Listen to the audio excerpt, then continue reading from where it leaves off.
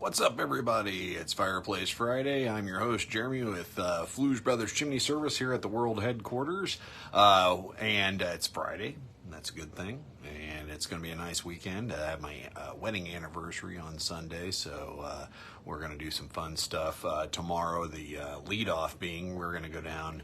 I wanted to point this place out. I like places like this, but it is a place down in Lewisburg where I grew up, and let me see if I can find it. I believe it's called Cedar Cove. Yeah, there it is. Let's find it here.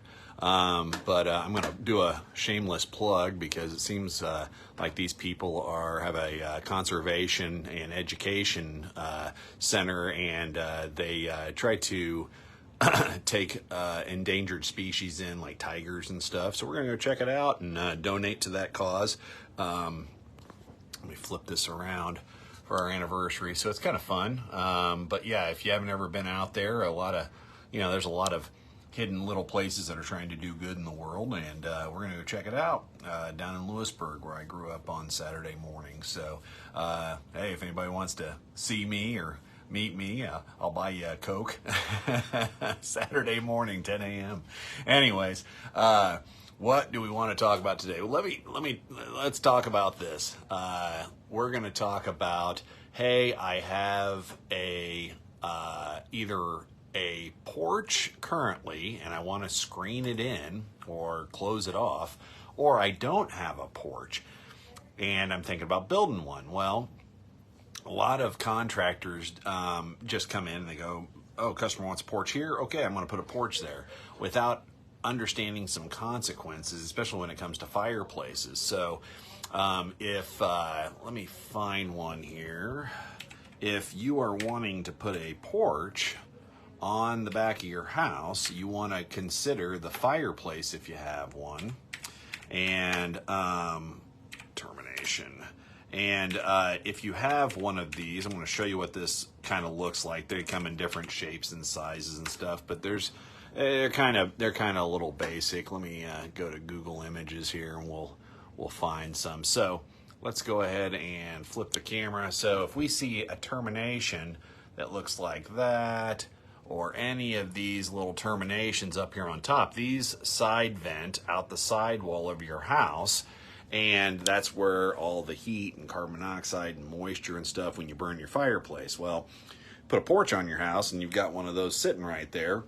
Uncle Frank might be, let me lean back here and sit right next to that outlet right there, spewing carbon monoxide right into me. Not a very good thing to breathe. Sometimes they can be rerouted.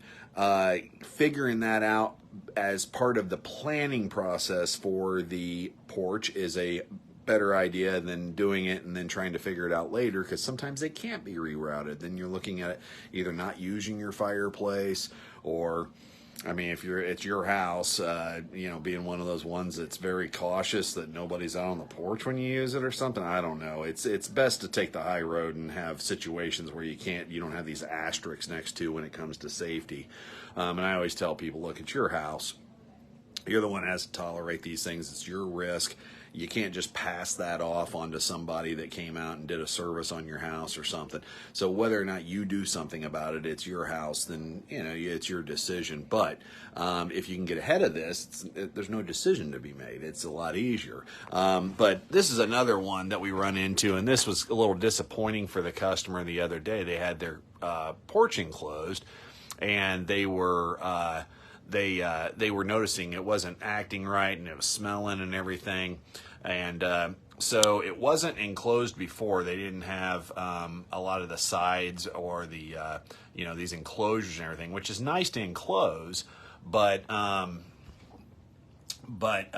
this is kind of what it looks like. So it changed the dynamics of this fireplace, and they wanted to go, hey, what do we need to do? Do we need to open windows or something?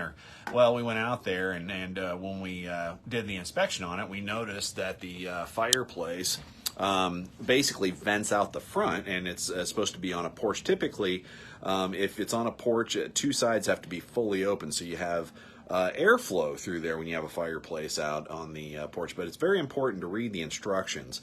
And if you just get out the instruction manual, which is all we did, it says right there on there, this fireplace is not made to be inside of a building or a structure or what have you. So that's very dangerous. Even if you open windows, it's not supposed to be there like that. It's a safety hazard. So kind of taking it into your own hands at that point. Now, that fireplace can be changed out. Of course, got to cut the stucco and get in there. It's not a small task. And put in a proper fireplace for the space, but it's probably a pretty expensive, I mean, that can run, $15,000-$20,000 a lot of times after it's all finished and everything. And that's obviously an unexpected expense that a lot of people aren't considering when they get this beautiful new porch. It could probably cost them, 50 grand in itself just to have all that done. So it's very, very important to understand, okay, if we're going to do something to a space, especially whatever appliances are there, fireplaces being the number one, because we're putting a direct fire in the area and it's got, off gases. And there's always this weird misnomer with gas fireplaces that you can just kind of do whatever you want with them. And they're fake fires. Let me tell you, they're not fake fires. They still burn down houses. They put off carbon monoxide. It's harmful flue gases. They do have requirements to keep you safe. And that's what business we're in. We're here to advise and everything. We can't force. We can't warranty. We can't guarantee these things, just like any service company. A plumber can't guarantee that just because he fixes a piece of a pipe that the rest of it's going to be fine and it's going to be fine forever. We're basically repairing things that have been in homes for a long time, and when you're repairing something, the rest of it's still old, and things will happen. So that's why you have to maintain things as much as possible. And but keeping yourself out of these situations is stellar. Now, a lot of people will be saying, "Well, the contractor should know that. The contractor should do this or that." How did this happen then? So everybody likes to place some blame, but really you need to advocate for yourself. And any contractors watching this, or porch people watching this, or installers or whatever, look, I do classes at the Johnson County licensing seminars that they have every year. I try to get in there and get classes and go over this type of stuff so you're in the know as well. But take the time to educate yourself when it comes to it. If you have questions, reach out to us. There's tags on the fireplaces. There's manuals. You can find them online. Most of the time, the homeowner has it. If you see this stuff out there, don't just move on with the job because we're thinking of the almighty dollar and thinking about getting it done or what have you. Take a minute to advocate and check that, or ask questions to the homeowner or what have you, because you don't want to be the one responsible when someone uses the fireplace and something bad happens. You don't. Yeah, I don't want that on my conscience. People don't want that to happen. They have a lot of wants and needs, but yeah, of course you got to make sure, okay, is all this stuff fitting in the right place? So I encourage and challenge every contractor and customer to look and read the manual for their fireplace if they're going to be doing something especially, or just at least the usage portion. But get a little bit of education, go to a fireplace shop, they can maybe show you, or whoever you deal with or whatever you get your stuff. Home Depot and hardware stores aren't the best place. You want to go to a specialist. They're kind of a generalist, and generalists at hardware stores, or maybe they're ex-contractors, maybe there's people who have been trained. That's okay for certain things, but when it comes to pretty in-depth specifics, I'd recommend concentrating on a expert professional. All right.